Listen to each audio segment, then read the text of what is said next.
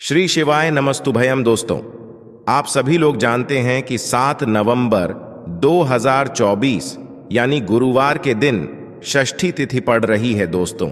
और यह वह गुरुवार है जो कार्तिक महीने में पड़ने वाला सबसे बड़ा गुरुवार षष्ठी तिथि है, क्योंकि यह कार्तिक महीने में पड़ रहा है। और आप सभी लोग जानते हैं इस कार्तिक महीने का अपना एक अलग महत्व होता है। तो दोस्तों, इस गुरुवार षष्ठी तिथि के दिन आपको यह उपाय अवश्य ही करना चाहिए। और दोस्तों, आप सभी लोग जानते हो कार्तिक महीने गुरुवार का अगर सबसे बड़ा कोई उपाय है तो वह 3 बेलपत्र वाला उपाय है। तो दोस्तों, इस कार्तिक महीने गुरुवार षष्ठी तिथि के दिन आप लोगों को इस 3 बेलपत्र वाला उपाय को जरूर करना है। बहुत सारे लोग होंगे जिन लोगों ने इस उपाय को ना किया हो, मतलब पूरा साल निकल गया, उन्होंने किसी भी दिन इस 3 बेलपत्र वाला उपाय को ना किया हो। पर दोस्तों, आपके पास एक आखिरी मौका बचा हुआ है, जो कि 7 नवंबर 2024 कार्तिक महीने गुरुवार षष्ठी तिथि के दिन है। तो इस दिन आप लोगों को इस वाले उपाय को जरूर कर लेना है। भले ही आपने पूरे साल भर इस उपाय को ना किया हो, पर अगर आपने इस कार्तिक महीने गुरुवार षष्ठी तिथि के दिन अगर इस वाले उपाय को कर लिया तो आपको इस उपाय को करने का वह फल मिलेगा जिसकी आपने कभी कल्पना भी नहीं करी होगी। इसीलिए आप लोग इस वाले उपाय को एक बार जरूर कर लेना, ताकि आप लोगों के हाथ से यह मौका ना जा सके और आपको इस उपाय को करने का फल मिल सके। दोस्तों, यह उपाय पंडित जी ने अपनी अभी की ही शिव महापुराण की कथा में बताया है, जिस उपाय को आज हम आपको बहुत अच्छे से समझाने वाले हैं। इस वीडियो को देखने के बाद इस उपाय को समझने के लिए आपको कोई और वीडियो को देखने की जरूरत नहीं पड़ेगी। तो चलिए दोस्तों, उपाय को शुरू करते हैं। अगर आप लोग भी इस उपाय को करना चाहते हैं तो आप इस उपाय को पहले अच्छे से समझ लेना, सुन लेना, उसके बाद करना। आपको इस उपाय का फल जरूर मिलेगा। और इस उपाय को कर लेने से आपके घर में चाहे किसी भी प्रकार की दुख और समस्या क्यों ना चल रही हो, आपको उसका कारण भी नहीं पता है कि भाई यह समस्या किस कारण से चल रही है, उसका कुछ भी कारण हो सकता है। जैसे पितृदोष हो सकता है या किसी भी तरह का मंगल दोष भी हो सकता है। तो इस दिन आप लोगों को 3 बेलपत्र वाला उपाय कर लेना है। यह एक ऐसा उपाय है जिस उपाय को अगर किसी विशेष दिन पर किया जाए तो भाई उस विशेष दिन का जो है वह तो हमें मिलता ही मिलता है। पर हमने उस दिन पर इस 3 बेलपत्र वाला उपाय को किया है तो हमें उससे भी बड़ा फल मिलता है, और फल बहुत जल्दी मिलता है, क्योंकि आप इस उपाय को बहुत ही बड़े और विशेष दिन पर कर रहे हो। तो चलिए अब उपाय के बारे में बात करते हैं। लेकिन उससे पहले आप लोगों को यह जानना आवश्यक है कि आखिर यह उपाय किस समय करना है, किसको करना है और कैसे करना है। तो चलिए हम आगे आपको वीडियो में एक एक करके बता देते हैं। लेकिन उससे पहले अगर आप लोग हमारे चैनल पर नए हैं तो हमारे चैनल को सब्सक्राइब कर लेना, और इस वीडियो को लाइक करके कमेंट बॉक्स में श्री नमस्तुभयम ओम नमः शिवाय जरूर टाइप कर देना।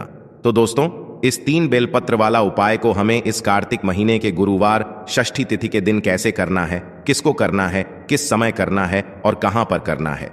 तो अब दोस्तों, इस 3 बेलपत्र वाला उपाय को आखिर करना किसको है, सबसे पहले हम लोग वह बात जान लेते हैं। तो देखो, घर की जो बड़ी माताएं बहनें होती हैं, उन माताओं बहनों में से कोई भी एक बड़ी माता बहन इस वाले उपाय को कर सकती है। और दोस्तों, अगर आप चाहे तो अपने घर में से सभी सदस्यों को भी इस उपाय को करवा सकते हैं। अगर किसी व्यक्ति की खुद की कोई मनोकामना है, खुद की कोई दुख और परेशानी है जो कि वह अपने लिए ही करना चाहता है इस वाले उपाय को, तो वह खुद अपने लिए भी कर सकता है। बाकी अगर कोई घर में से ऐसा है जो कि अपने पूरे घर परिवार की सुख और शांति के लिए यह वाला उपाय करना चाहता है, तो भाई वह भी कर सकता है। उसमें भी कोई दिक्कत वाली बात नहीं है।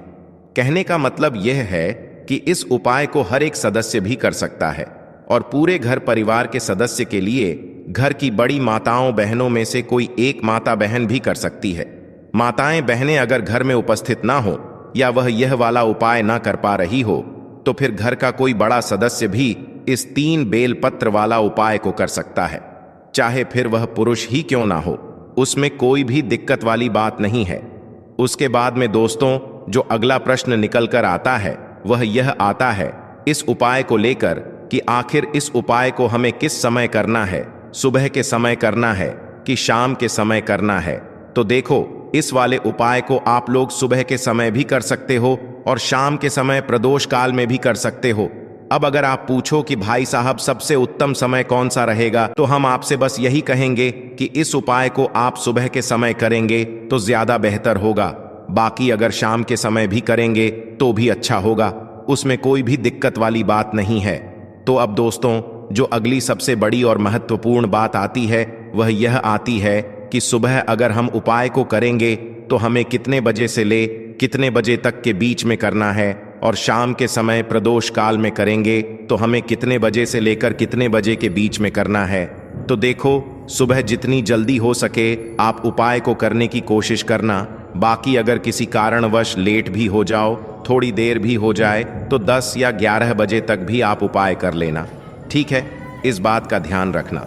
उसके बाद में दोस्तों, अगर शाम के समय प्रदोष काल की बात करें, प्रदोष काल का जो समय होता है वह शाम के 6 बजे से शुरू हो जाता है। मतलब शाम के 6 बजे से लेकर 7 बजे के बीच का जो समय होता है, यह समय प्रदोष काल का समय होता है। इस उपाय को 7 बजे या 8 बजे के बीच में भी कर सकते हो। मतलब शाम के 6 बजे से रात 8 बजे के बीच में आप कभी भी इस वाले उपाय को कर सकते हो, उसमें कोई भी दिक्कत वाली बात नहीं है दोस्तों। देखिए, आपको यहां पर क्या करना है कि तो चलिए दोस्तों जान लेते हैं गुरुदेव द्वारा बताए गए खास उपाय के बारे में। देखिए दोस्तों, गुरुदेव ने बताया है कि गुरुवार षष्ठी तिथि के दिन किया जाने वाला यह सबसे खास और सर्वश्रेष्ठ उपाय है। देखो, आगे बढ़ने से पहले वीडियो को एक लाइक जरूर करें। देखो, सबसे पहला उपाय, यदि आपके जीवन में कर्जा बहुत अधिक है, आपके जीवन में संकट बहुत अधिक रहते हैं, आपके ऊपर बहुत अधिक विपदा आ रही है, बार बार आपको अपने व्यापार में और अपने धन में हानि देखने को मिल रही है, यानी कि आपको प्रत्येक कार्य में हानि हो रही है, तो आपको यह उपाय करना चाहिए। दोस्तों, गुरुदेव ने बताया है कि गुरुवार के दिन किया जाने वाला यह सबसे खास और सर्वश्रेष्ठ उपाय है। गुरुदेव द्वारा बताए गए खास उपाय के बारे में, यह उपाय उन लोगों को करना है जिनके जीवन में आर्थिक समस्याएं चल रही हैं, धन से संबंधित समस्याएं चल रही हैं, घर में बहुत ज्यादा अशांति का माहौल बना हुआ है, आपस में लड़ाई झगड़ा रहता है।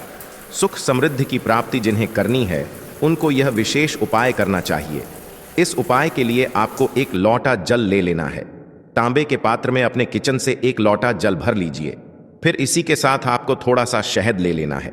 शहद आप आधे से भी आधा चम्मच ले सकते हैं। फिर सबसे आखिर में आपको एक बेलपत्र ले लेनी है।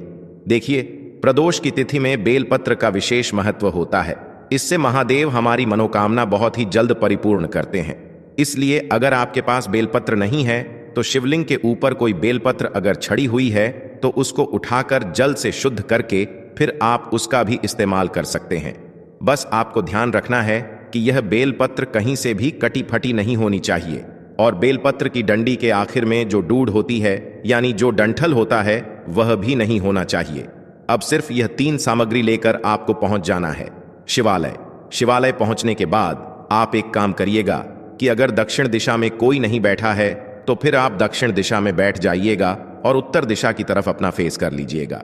लेकिन गुरुजी कहते हैं कि अगर शिवालय में भीड़ है तो फिर आप किसी भी दिशा में बैठकर शिवलिंग की पूजा प्रार्थना कर सकते हैं। देखिए, अब सबसे पहले आप जो बेलपत्र लेकर आए हैं, उस बेलपत्र में आपको नीचे से ऊपर की ओर 7 बिंदी रख देनी है। इस शहद से आपको बेलपत्र में नीचे से ऊपर की ओर, बेलपत्र की जो चिकनी साइड होती है उस तरफ नीचे से ऊपर की ओर 7 बिंदी रख देनी है। आप अपनी अनामिका उंगली को शहद में डुबोइए और फिर इस बेलपत्र में चिकनी साइड नीचे से यानी डंडी के हिस्से से लेकर ऊपर की तरफ आपको 7 बिंदी रख देनी है। एक बिंदी रखिए, ओम नमः शिवाय मंत्र का स्मरण करिए। दूसरी बिंदी रखिए, ओम नम नम शिवाय मंत्र का स्मरण करिए। ऐसे ही आपको 7 बिंदी रखनी है और 7 बार ओम नमः शिवाय मंत्र का स्मरण करना है। बस आपको ध्यान रखना है कि यह बिंदी आप बेलपत्र की चिकनी साइड में ही रखेंगे। इसके बाद इस बेलपत्र को आप अपनी हथेली में रखिए। महादेव से प्रार्थना करिए कि आपके जीवन में जो धन की समस्या चल रही है, जो आर्थिक समस्याएं चल रही हैं, जिनकी वजह से आपके घर में शांति का माहौल नहीं है, सुख समृद्धि आपको जो प्राप्त नहीं हो पा रही है, दरिद्रता दुर्भाग्य लगातार घर में बना हुआ है, तो इस समस्या को दूर करने के लिए, धन धान्य को बढ़ाने के लिए आप महादेव से प्रार्थना करिए। फिर यह एक बेलपत्र आप शिवलिंग के ऊपर समर्पित कर दीजिए। जिस तरफ आपने शहद लगाया है वह हिस्सा शिवलिंग में टच करेगा और बेलपत्र की डंडी जलाधारी की तरफ रहेगी। फिर आप जो एक लोटा जल लेकर आए हैं उसको धीरे धीरे इसी बेलपत्र के ऊपर समर्पित कर जाइए और लगातार सुरेश्वर महादेव का स्मरण करते जाइए। क्योंकि गुरुवार के दिन षष्ठी तिथि पड़ रही है, इसलिए आपको सुरेश्वर महादेव का स्मरण करना है। फिर इसके बाद आपको वापस अपने घर आ जाना है। पूज्य गुरुजी ने कहा कि षष्ठी तिथि के दिन प्रदोष काल में जो भी व्यक्ति इस विशेष उपाय को कर लेता है उसके जीवन से सारी समस्याएं समाप्त हो जाती हैं। धन दौलत की प्राप्ति होती है, आर्थिक समस्याओं का अंत होता है तथा सुख समृद्धि की भी प्राप्ति होती है। तो दोस्तों, इस विशेष उपाय को आप इस गुरुवार के दिन षष्ठी तिथि में जरूर करिएगा।